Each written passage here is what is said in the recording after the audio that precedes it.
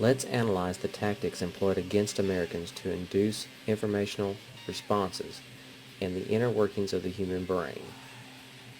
Abraham Lincoln said it the best: "You can fool most of the people most of the time." The human mind has an inherent defect in its genetic makeup. Our brains can be manipulated by a technique designed by psychologists known as neuro-linguistic programming. Hypnotists use the habits of the nervous system to reprogram our thought processes. The scary part about this technique is that it has evolved into a much more dangerous and sinister tactic known as sales floor coercion. To explain the mechanics of neuro-linguistic programming, one must be familiar with one of the informational gathering techniques of coercion employed by psychologists. The first stage of coercive information gathering is called disassociation.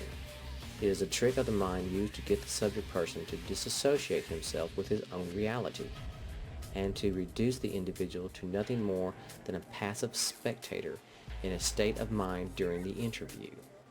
Here's how it works. During the interview, the subject is asked to envision himself performing some action, like think of your name, tell me about yourself.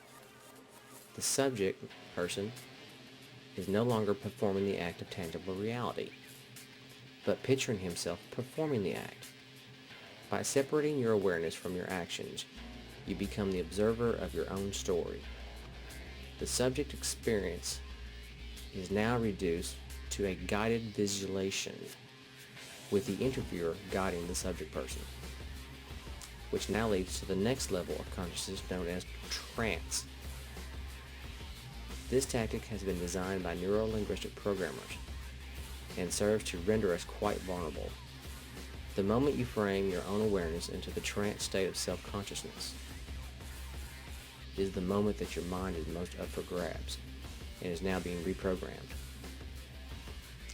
Have you ever seen a child transfixed onto a television set during a commercial in between their favorite cartoons? Advertisers are well aware of neuro-linguistic programming, are employing it to sell their products. Worst of all, this increasingly complexity of neuro-linguistic programming has reached the sales floors of corporations and corporate America. It degrades the foundation of social society. Coercion is used by telemarketers, which use it to make us afraid of answering the phones at night. Salesmen bearing free gifts with strings attached make us reluctant to accept presents from our neighbors.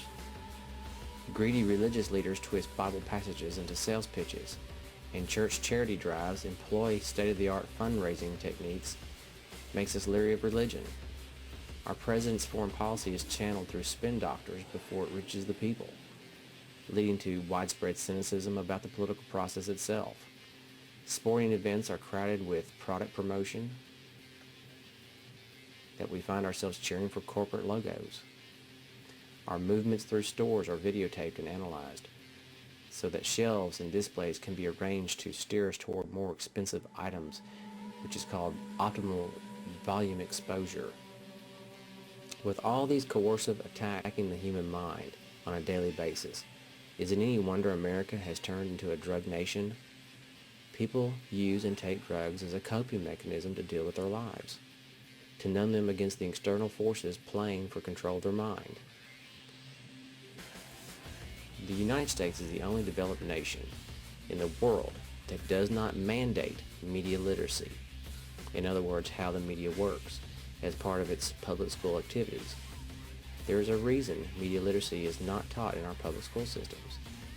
The experts in this field depend on us not understanding because they employ it on a mass population.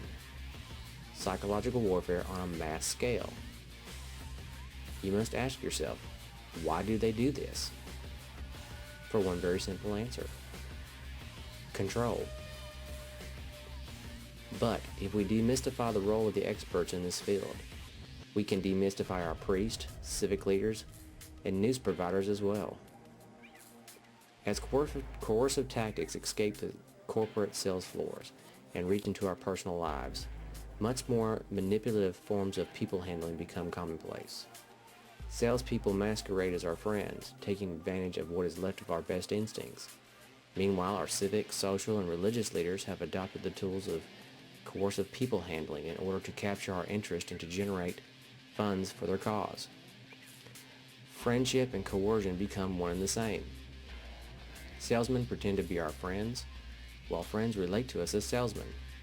Salesmen are given scripted answers for every conceivable objection we might have for not providing personal information about ourselves, or as to why a person would think a certain way. Sales staff are taught to view customers as the enemy, to be conquered by corporate staff. By trying to cover up our need or greed for social status in our quest for keeping up with the Joneses and our next door neighbors, we make ourselves vulnerable to inducement and its traps of social coercion.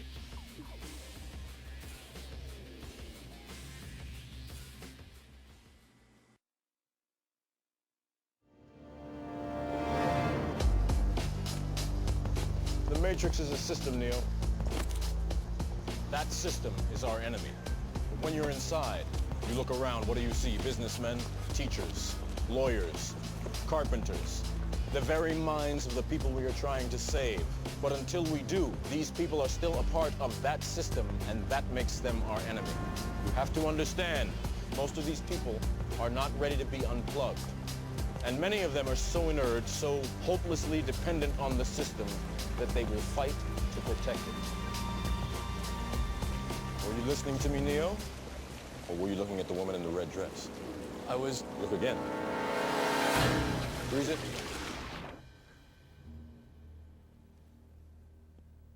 This isn't the Matrix. No. It's another training program designed to teach you one thing. If you are not one of us, you are one of them. What are they? Sentient programs. They can move in and out of any software still hardwired to their system. That means that anyone we haven't unplugged is potentially an agent. Inside the Matrix, they are everyone, and they are no one. We have survived by hiding from them, by running from them. But they are the gatekeepers. They are guarding all the doors, they are holding all the keys, which means that sooner or later, someone is going to have to fight them. Someone. I won't lie to you, Neo. Every single man or woman who has stood their ground, everyone who has fought an agent has died. But where they have failed, you will succeed. Why? I've seen an agent punch through a concrete wall. Men have emptied entire clips at them and hit nothing but air. Yet their strength and their speed are still based in a world that is built on rules. Because of that, they will never be as strong or as fast as you can be. What are you trying to tell me? That I can dodge bullets? No, Neo. I'm trying to tell you that when you're ready, you won't have to.